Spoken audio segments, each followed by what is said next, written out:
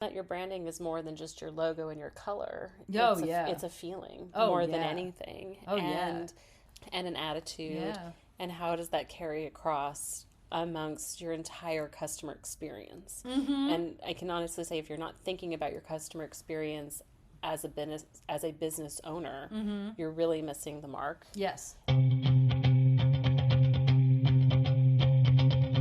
Welcome to Purposeful Podcasting. I'm Wendy. And I'm Crystal. This podcast is meant to share how we and other entrepreneurs bring together purpose and passion to leverage profit in our businesses. We are shining a light on adventure-loving, purpose-driven, action-minded, authentic, and rebellious entrepreneurs. Just like us. So join us as we talk about business and life and everything in between.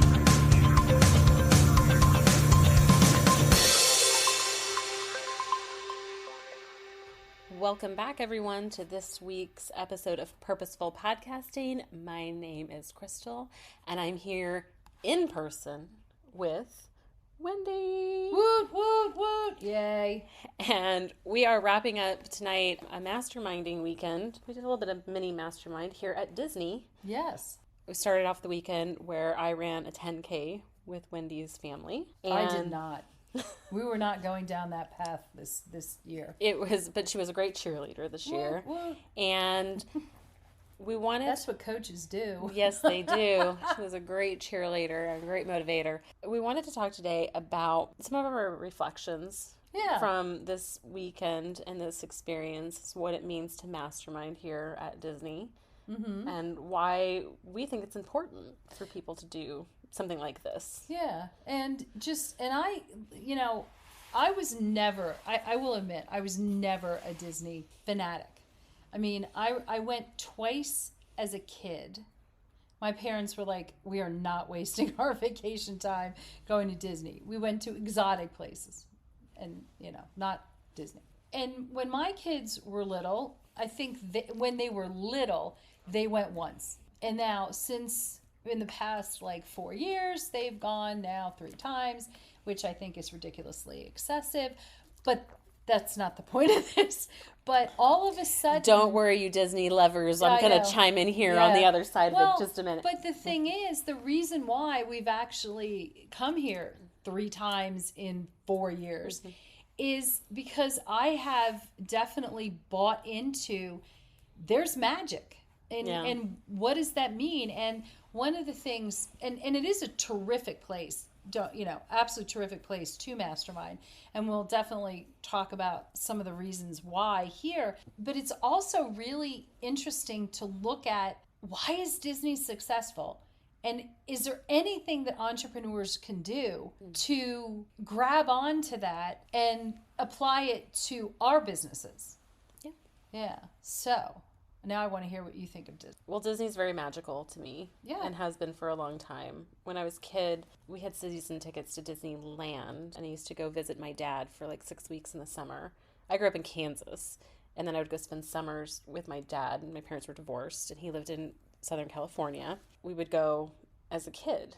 And it just was a very magical, happy time. During a time that was otherwise... honestly not so magical and not so happy for a lot of other reasons. And when I became an adult, my husband and I, when we were dating, when we graduated college, we came down here because KU was in the Orange Bowl, which I'm not a huge college football fan or football fan in general, but I'm enough of a fan to know that was a pretty damn rare event to take place. Yep. And we should, go and take advantage. And a lot of our friends came down here right after graduation, and we met them down here at Miami for the Orange Bowl, and then we drove over here to do Disney World for a couple of days with his brother.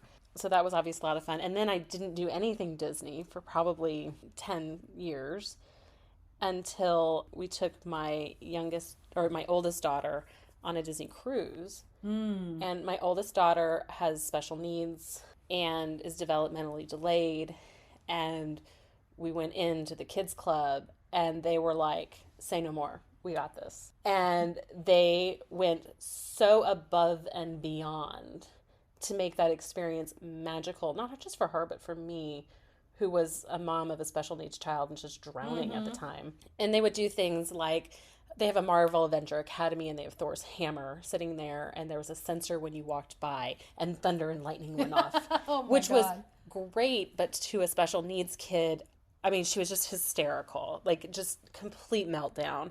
And I thought, oh my God, we're never going to get her back in that kids club ever again. And this is like vacation gone south. They put a little note that when she scanned in with her little magic band, a note popped up on the computer, and somebody would go turn off the sensor when she was in the area. That's incredible. You know, we got a lot of exceptions to policy for different things, and this is not a podcast to promote Disney, but I mean, and now flash forward to today, we use a disability access pass when she's in the park. We are Disney Vacation Club owners. I mean, they were so good to her that my husband and I were basically like, shut up and take all of our money. And I think we've had to learn how to adapt our vacation styles because of our medical needs. Exotic places are really kind of off the book for us. Yeah. So I think that, you know, adjusting our expectations, and now this is some place we come back annually, has been really, really good. And then flash forward to, you know, in the last 3 or 4 years, I did a conference here at Disney where I met really great people that I still connect with in work today. I came and I did my first half marathon here last year. Here with you, and that was incredibly special to me. And then, you know, doing this experience now, it really is a magical place for me. Yeah, and you know, well, and I think one of the things that just, and again, yes, this is not a thing to to promote Disney. This is really actually to talk about what are those key values and key strategies and themes that run through a massive, you know, international corporation. You know, and okay, so how can we use that? And I think the huge thing is definitely their customer service goes above and beyond. Really, overall, goes above and beyond anything I've ever seen. I've been in the hospitality industry now for, oh my God, too many years, 35 years. Is it 35 years? Yes, it's like 35 years. And nobody beats, I mean, they, don't get me wrong, they have rules, but they take every situation, every problem, and try to turn it into, how can I solve this problem?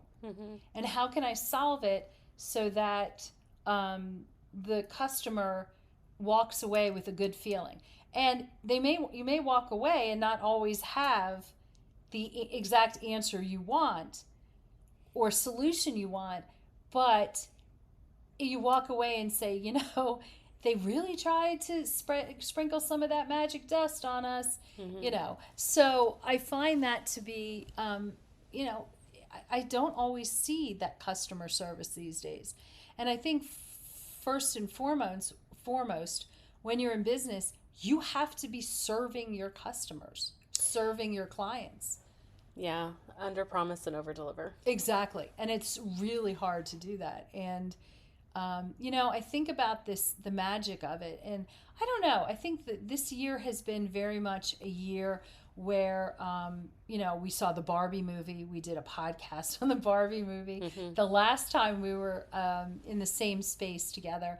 And I think of it also now, like, I actually waited in line to get a picture taken with a couple princesses. And this is actually the second time that I've done that. And all of a sudden, I'm looking at these female figures who are not real, most of them. I mean, Pocahontas is real, but I think that's about it. But looking at them as role models, aspirational, you know. And I'm 58 years old. So there's probably not much that, you know, Cinderella is going to teach me. But at the same time, it's someone who was forced to work hard, forced to, you know, whatever her situation was, you know.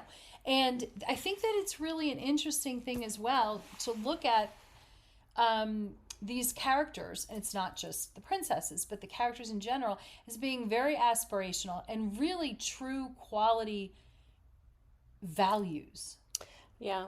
Kindness, friendship, love. Overcoming adversities. Exactly. And maybe it's just because sometimes you can say we live in a shitty world, that being able to see characters that bring a huge smile to not just kids, but adults, you know, I was pretty geeked that I got to meet princesses and characters. Yeah. Yeah. Well, and I think Goofy is still my favorite hug. I mean, that's fun. I think that when you look at Disney and what it can do, I used Disney lyrics on a coaching call recently with our clients who are coaches that want to help mother-daughter relationships. Yeah. And we were talking about their why and their big mission and their purpose. And my kids are very into the Wish movie right now, which was the princess we saw. We saw Asha on, Friday? My days are all running together. The big message and the lyric from that movie was, so I make this wish to have something more than this. And I've been thinking about that line a lot lately as it pertains, a little bit to Disney. I thought about when we're walking around the parks and how he had a vision of something more than just what was originally offered. Yes. And then I think about that as business owners, how many of us are taking that mission into what it is that we do and why it is that we do. We become coaches because we want to help women save their lives. So I make this wish to have something more than this. Yes. And how powerful that can be taken across in so many different things. And I think, and it honestly, it gets me kind of choked up and tearful in certain ways. I can tell. Because it's very, it's just like very to my core of why so many of us do what we do and how we want to spread a little bit of that magic into the world as well. And I think those that are successful in their business are the ones that take it that way. Yeah. And the ones that are unsuccessful are the ones that are not sprinkling that magic or that pixie dust into their business because it comes across. Very much so. Very much so. And, I also think about how that is actually intertwined and really the brand. We all talked about our brand, but when you're talking about incorporating this magic, these dreams, it makes for a very authentic business. I mean, I think that people could say many things about Disney. I don't think inauthenticity is one of them. And I think that we all need to strive to have brands that not only talk the talk, but walk the walk. Be genuine in terms of what you offer, what you can offer, what you can produce. All these sorts of things, I think, are so very important. You don't have to be everything for all people. There are people who do not like Disney. And that's perfectly fine. They can go to Universal down the street. Disney does not care. By the way, they're pretty unapologetic about what they are or are not. Yeah. I do think that that's actually something that is important for all of us as entrepreneurs, as business owners, to really lean into that we are our brands. And what does that mean? What does that look like? How do we want to be for our clients? Well, and that your branding is more than just your logo and your color. It's a feeling more than anything. And an attitude. Yeah. And how does that carry across amongst your entire customer experience? And I can honestly say, if you're not thinking about your customer experience as a business owner, you're really missing the mark. Yes. Your brand is made up of the stories we tell. And so much of what we have to do as business owners is to tell more stories. Oh, that's very... Which I have to remind myself frequently. Yeah, and quite frankly, nobody really does that better than, no one does it better than Disney, who really learned that from Walt Disney. Yeah, the storytelling piece of it is just huge. Well, it's really foundational. It's foundational. I think that if you don't really know your origin stories as a brand, and you don't really know your whys and the stories of what brought you here, and that's not coming across in your marketing and in your messaging, you're really missing the mark, and you're missing an opportunity for connection, because frankly, none of us would connect to Disney as a brand if we gave like facts and figures, and if he came out and said, I really just wanted to make $1 billion and I really wanted to do this, if he just gave like the facts and the figures of like, well, I got started, and I don't even know what year he got started. We walked through the museum too, and I didn't pay attention. Well, it's the 100th anniversary. So there you go. I got started in 1924. I decided that I wanted to build this park, and I paid if you gave fact, I think so many of us, when we talk about our origin stories, we tend to want to give it to facts and figures, and that's really not what it's about. It's about feelings. It's about a feeling, and it's about really understanding what makes you tick. And what informs your decision making as a brand. And I think that those stories really need to be told more. Well, the interesting thing is, you never want to walk away hearing someone's story and then tilt your head and think, oh, that could have been someone else. When you talk about, we are all so unique. What is your thumbprint? What is your fingerprint? That actually is your story. And you need it to be as powerful as Disney's story. And I think that successful brands are both at the same time inspirational and aspirational. Oh yeah, definitely. In their storytelling and how they're doing that. And that, guys, to be inspirational and aspirational, it doesn't mean you need to be a billionaire. It doesn't mean you need to hit, a 7-figure business. Well, unless that's what you want. Yeah. But mostly it's about, again, that feeling and creating, the lifestyle that you're looking to create, and how are you modeling that for other people. And when we talk about what are clients looking for, it's interesting when you ask people like, what do you like about Disney World? They're not going to tell you, well, we love the fact that there are 16 properties that we can stay at, and there are they're going to tell you about the transformational feeling they have at the end of the vacation. And so I think when we're sharing our client experiences and things like that, I think we have to remember, me telling you that our client booked 4 calls out based off of the social media strategy we gave them really doesn't mean anything, but the transformation that they had does. Yeah. And how much more confident they feel in putting themselves out there to get clients and things like that. That's the thing that matters.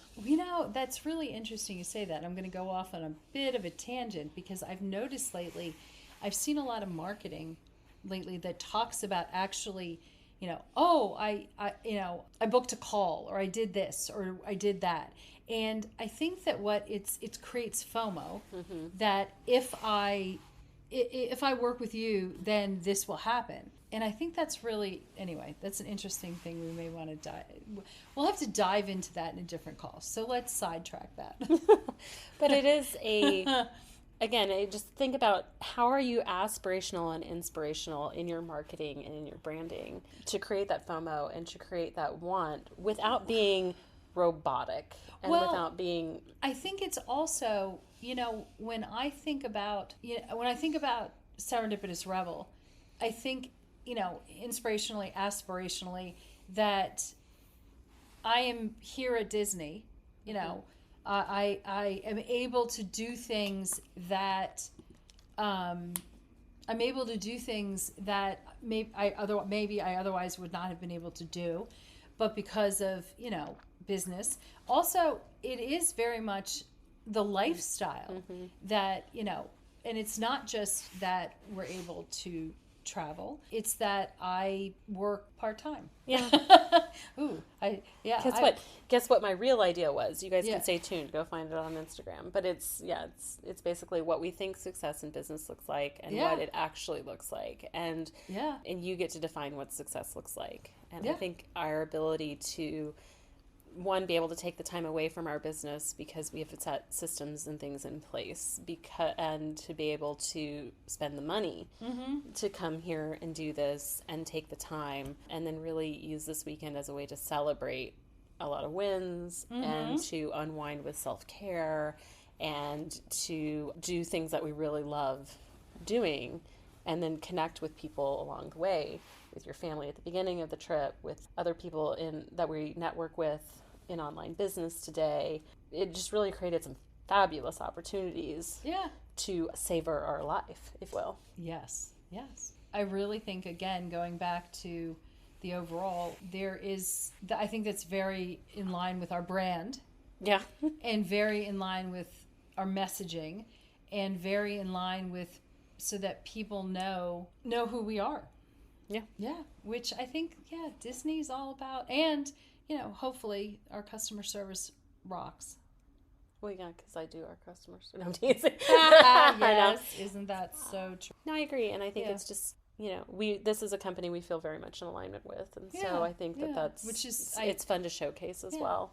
And I never thought that I would, which is so crazy. Oh, that is crazy. I know. Huh. Oh, well. Yeah. And until next year, until next year when we're back at Disney, probably. Is this like a yearly thing now? It's starting to feel that way. Yeah. I mean, to do the marathon event or the race weekend, and then I come annually with my kids. Yeah. Over spring break. Yeah, I don't. No. Oh, I do. It's so much fun. Anyway, well, this has been a lot of fun. Yeah. So it's back to the grind, mañana. Yes. And we will see you again next week. Bye. Bye. Thanks for listening. Be sure to subscribe and leave us a rating. But only if you liked it. Otherwise, just keep it to yourself. You can learn more about purposeful podcasting on our website at serendipitousrebel.com. And if you have topics you'd like to hear about, be sure to submit them on our website or DM us on social media.